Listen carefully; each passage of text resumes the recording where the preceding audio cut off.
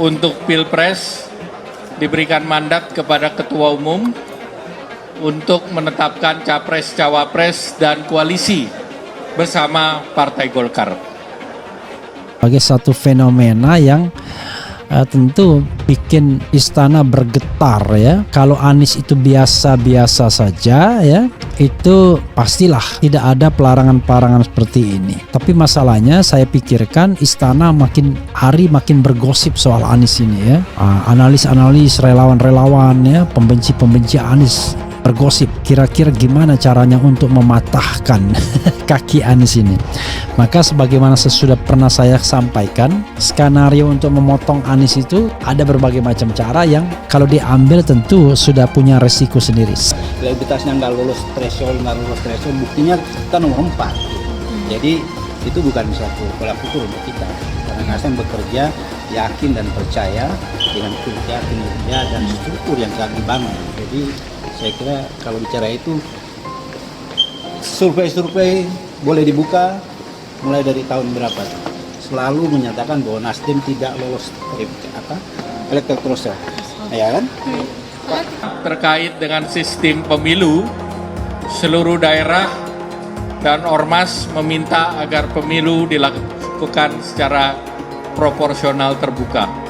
Dan oleh karena itu menugaskan kepada DPP untuk terus berjuang agar sistem proporsional terbuka bisa diperjuangkan. Saat sekarang Partai Golkar bakal calon legislatif masih menurut alfabetis. Nah, ini diminta untuk pada waktunya dibuat berdasarkan nomor urut. Dan nomor urut itu berbasis kepada PDLT, yaitu prestasi, dedikasi, loyalitas, dan tidak tercelah. Pokoknya salah nggak salah jadikan saja tersangka, kira-kira begitu. Kan mudah. Nah, hanya nanti akan berhadapan dengan gelombang rakyat. Apakah rakyat akan terima atau enggak, itu satu. Yang kedua, bujuk Nasdem balik ke pangkuan istana. Bujuk Nasdem balik ke pangkuan istana. Kasih fasilitas sebaik-baiknya, seenak-enaknya. Ya, termasuk juga data yang pernah diungkapkan oleh beberapa survei istana yang mengatakan bahwa Nasdem terancam akan kehilangan pemilihnya, bahkan tidak lolos parliamentary threshold. Ya, survei-survei istana. Yang ketiga, kasih enak kalau tidak berhasil, kalau tadi tidak mau dilakukan, menersangkakan. Kedua, tidak berhasil. Ketiga, kasih enak PKS. Bila perlu pasangkan dengan Prabowo Subianto akhir. Jadi Prabowo akhir dukung penuh istana, walaupun untuk dikalahkan misalnya. Tapi paling tidak akan ada yang namanya cost recovery. Jaminan bahwa Prabowo dan Aher akan menjabat di pemerintahan juga, pemerintahan Ganjar misalnya, atau pemerintahan Ganjar Erik atau Ganjar whoever. Yang ketiga, nggak berhasil juga. Yang keempat, kasih AHY jabatan enak, pasangkan dengan Ganjar AHY yang punya peluang untuk memerintah misalnya.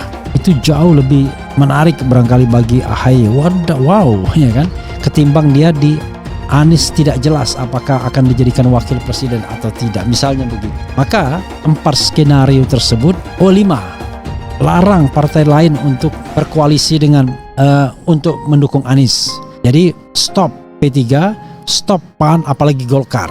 Jadi tidak ada tambahan partai baru di koalisi Anies. Jadi satu diambil cukup untuk menghilangkan Anies Baswedan. Kira-kira 5 skenario itu saja. Tapi kemudian ada persoalan-persoalan, kekhawatiran, ketidaknyamanan kalau itu dituangkan ke publik. Jadi saya yang lebih leluasa untuk menyampaikan itu, dan saya merasa penting. Bukan ini saja. Saya menulis berulang kali bahwa yang namanya cawe-cawe itu yang paling mengganggu saya sebagai seorang yang belajar ilmu hukum adalah menjadikan hukum sebagai alat, sebagai instrumen untuk strategi pemenangan Pilpres 2024. Ada yang kemudian hukumnya, kasusnya dilihat sebagai pedang Dewi Keadilan, itu kan harusnya matanya ditutup tuh supaya dia imparsial. Tetapi sekarang dia dibuka, bisa melihat, menebas lawan oposisi dan melepas kawan koalisi. Nah, ini yang mengganggu rasa keadilan. Golkar dapat membuat Anies memperoleh tiket capres. Dikutip dari BKM Makassar, Peluang Ketua Umum Dewan Pimpinan Pusat DPP Partai Golkar, Airlangga Hartarto untuk merapat ke Koalisi Perubahan dengan calon Presiden Capres, bahkan menjadi wakil dari Anies Rashid Baswedan sangat kecil. Hal itu disampaikan pemerhati politik dari PT Nurani Strategis, Dr. Normal Idrus, Senin 5 Juni. Menurut saya agak sulit sebagai parpol pendukung pemerintah di mana ketua umumnya adalah anggota kabinet, maka itu sulit dilakukan Golkar. Namun kita akan melihat perkembangannya ke depan. Dalam politik semua kemungkinan bisa terjadi dan itu termasuk juga rencana Golkar ke depan, ujar Normal Idrus yang pernah tercatat sebagai ketua KPU Makassar ini. Pengamat politik dari Unismuh Makassar, Dr. Luhur Aprianto, mengemukakan bila sikap Golkar di Rakernas seperti antitesa keputusan Munas dan Rapimnas sebelumnya. Di Rakernas ini Golkar lebih pragmatis menata persaingan Pilpres 2024. Arahnya termasuk meninjau ulang posisi di KIB. Di forum Rakernas ini juga Golkar tidak lagi menentukan sikap yang tegas pada salah satu capres, tetapi memilih memberi mandat pada Airlangga menentukan capres, cawapres, dan koalisi. Padahal Airlangga sudah ditetapkan sebagai capres melalui forum Munas dan Rapimnas sebelumnya. Golkar seperti menerjemahkan sikap dukungan politik istana yang mendua antara Ganjar atau Prabowo. Golkar pun akan berselancar mengeksplorasi potensi kedua capres ini, ujar Luhur kemarin. Sementara arah perubahan dukungan ke koalisi perubahan yang mengusung Anies juga tetap terbuka, terutama jika bergaining Golkar di koalisi Ganjar atau Prabowo tidak cukup menguntungkan partai Golkar. Secara psikologis dan historis, Nasdem dan Golkar bisa lebih mudah membangun komunikasi dan negosiasi ke tahap selanjutnya. Hal sama disampaikan pengamat politik yang juga peneliti dari PT Lingkaran Survei Indonesia LSI, Denny J.A. Menurut Denny J.A., Golkar dapat membuat Anies memperoleh tiket capres cukup dengan berkoalisi dengan salah satu partai apa saja di luar P3 agar mendapatkan tiket minimum 20% kursi DPR. Golkar justru akan memiliki daya tawar bergaining lebih kuat lagi. Golkar dapat menggertak jika Airlangga tak menjadi cawapres Ganjar atau Prabowo, maka Golkar dapat menghidupkan kembali tiket capres Anies. Tapi tentu itu tergantung pula pada kenekatan Airlangga. Ia akan berhitung apa yang akan menimpa dirinya dan Golkar jika berani mencalonkan Anies sebagai capres. Airlangga akan berkaca dari apa yang dialami Surya Paloh. Sebagaimana diketahui, Golkar baru saja menggelar Rakernas di Jakarta Minggu 4 Juni.